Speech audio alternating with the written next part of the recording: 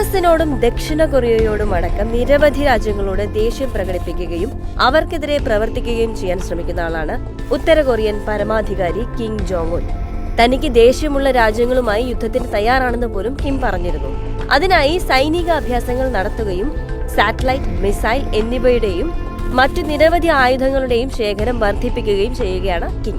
എന്നാൽ യുഎസ് അടക്കമുള്ള പല ലോകരാജ്യങ്ങളോടും ദേഷ്യമുള്ള കിമ്മിന് ഏറ്റവും കൂടുതൽ ദേഷ്യമുള്ളതും തകർക്കാൻ ശ്രമിക്കുന്നതും കടലിൽ സ്ഥിതി ചെയ്യുന്ന ഒരു പാറക്കെട്ടിനെയാണെന്ന് കേൾക്കുമ്പോഴാണ് കൗതുകം. എന്തുകൊണ്ടാണ് ഒരു പാറക്കെട്ടിനോട് കിമ്മിന് ഇത്രയ്ക്ക് ദേഷ്യം? ഉത്തര കൊറിയയുടെ തീരത്ത് നിന്ന് 18 കിലോമീറ്റർ അകലെയുള്ള തരിശായി കിടക്കുന്ന ദ്വീപാണ് അൽസോം ദ്വീപ്.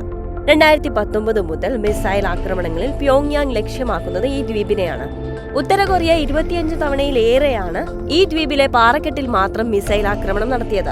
ആർക്കും അവകാശമില്ലാത്ത സ്ഥലം എന്ന അർത്ഥമുള്ള അൽസോമിന്റെ സമീപത്തേക്ക് ഉത്തര കൊറിയയ്ക്ക് മാത്രമേ പ്രവേശനം സാധ്യമാവുകയുള്ളൂ. മറ്റു രാജ്യങ്ങൾക്ക് കടക്കാൻ സാധിക്കാത്തതുകൊണ്ട് തന്നെ ഉത്തര കൊറിയയുടെ പ്രവർത്തനങ്ങൾ നിരീക്ഷിക്കാറുള്ള ദക്ഷിണ കൊറിയ ഈ പാറക്കെട്ടുകൾ നിറഞ്ഞ ദ്വീപിനെ ശക്തമായി നിരീക്ഷിക്കുന്നുമുണ്ട്. വെറുതെ ഒരു പാറക്കെട്ടിനോട് കിമ്മിന് ദേഷ്യമില്ലെന്നും പാറക്കെട്ടിനെ കുറിച്ച് തമാശ കഥകൾ മാത്രമാണിതെന്നുമൊക്കെയാണ് ആയുധ വിദഗ്ധർ പറയുന്നത്. ദക്ഷിണ കൊറിയയെ മൊത്തത്തിൽ പ്രഹരിക്കാൻ ശേഷിയുള്ള KN-23 പോലുള്ള ഹ്രസ്വദൂര മിസൈലുകൾ പരിശോധിക്കാൻ പറ്റിയൊരു ഇടമാണ് അൽസോം പാറക്കെട്ടെന്നാണ് South China Morning Post report പറയുന്നത്.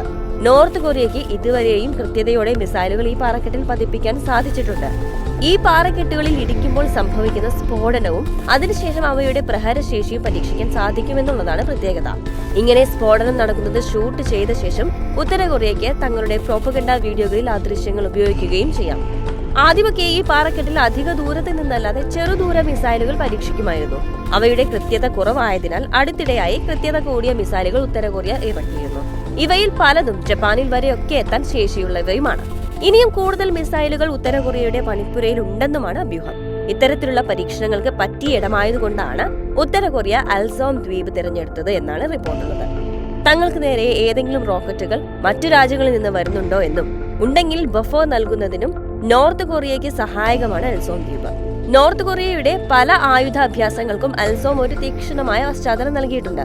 നാടകീയമായ ഓവർഹെഡ് ഡ്രോൺ ഷോട്ടുകൾ ഉൾപ്പെടെ സമീപ ദിവസങ്ങളിൽ ദ്വീപിന് നേരെ തൊടുത്തുവിട്ട മിസൈലുകളുടെ ചിത്രങ്ങൾ സ്റ്റേറ്റ് മീഡിയ പ്രസിദ്ധീകരിക്കുകയും ചെയ്തിട്ടുണ്ട്.